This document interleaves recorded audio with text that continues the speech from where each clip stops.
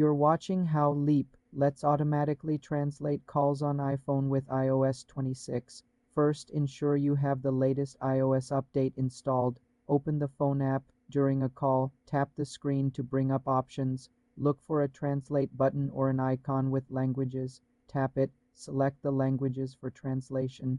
The iPhone will transcribe and translate the conversation in real time.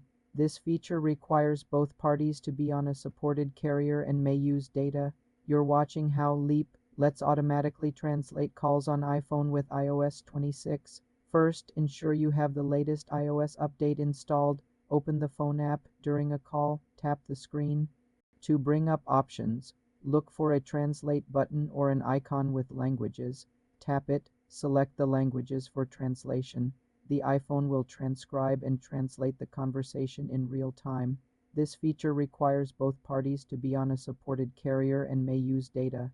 If you don't see the option, it might not be available in your region or for your carrier. You can also use third-party apps like Google Translate for call translation. For more simple tech tutorials, subscribe to the channel.